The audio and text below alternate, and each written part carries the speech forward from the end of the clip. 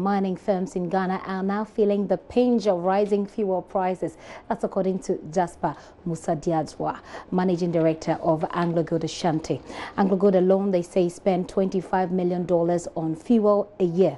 According to him, the company has for years not paid taxes to the government because it has not made profit, according to its records.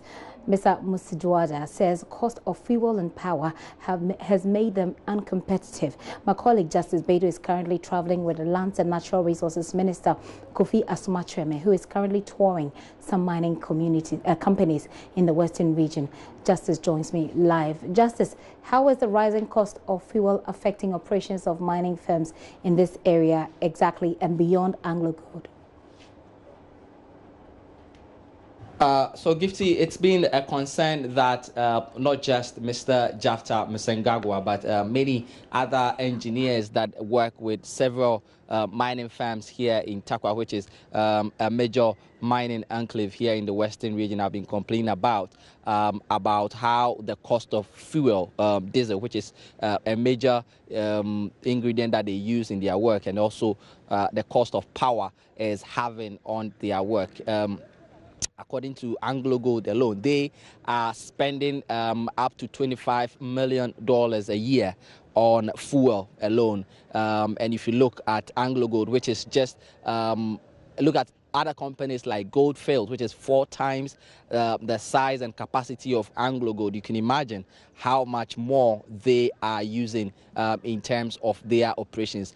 What does that mean for the mining industry in Ghana and, of course, in areas like Takwa?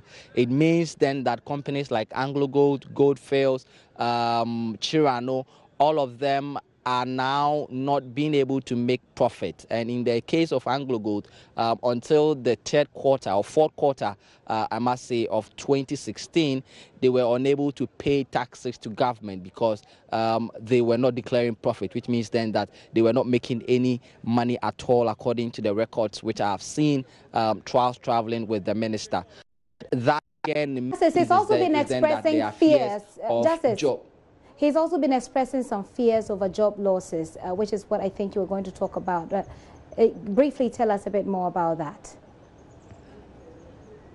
Yeah, so what that then means, we know the story of Goldfields and following the latter part of last year and at the beginning of this year had to cut more than 1,000 jobs, and we know the outcry that came with it. The engineers that I've been speaking with here tell me that if these costs build up that is affecting their businesses are not checked going into next year, then there are fears they may not have any other option than to even cut even more jobs. So these are the fears here, Gifty.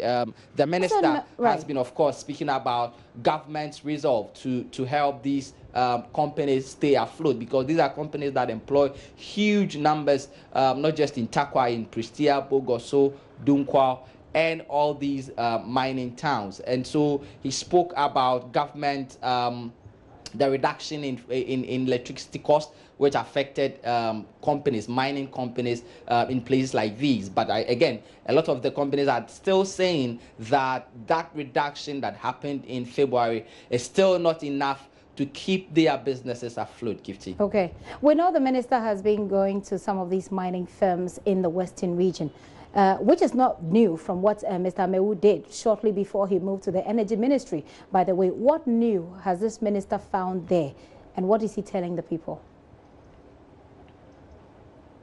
I think it's many of the issues from the past, key amongst which is the road that is leading to Takwa.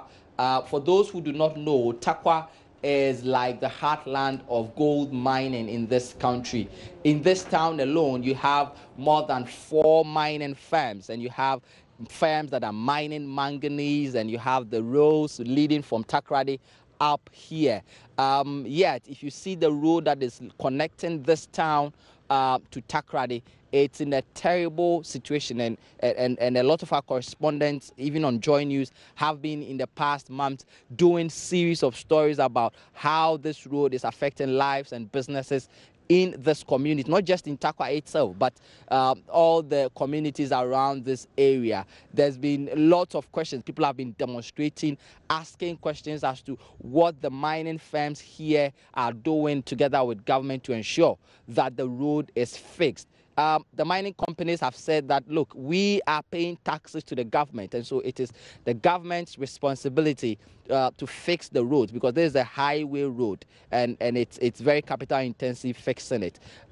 Government has not really come out with clear terms in terms of fixing this road. I have put that question to Mr. Ansuma Chireme, who is on his first official assignment since he was appointed about a month ago here today. And what he's telling me today, Gifty, is that they are going to now form a sort of a committee with all the mining companies, not just in Takwa, but in towns like Prestia, Bogoso, and try to look at how they are going to work together to ensure that this road is fixed, to ensure that it saves the businesses and the lives. I asked him of timelines of when this is going to be done, because this is not something that we are hearing for the first time.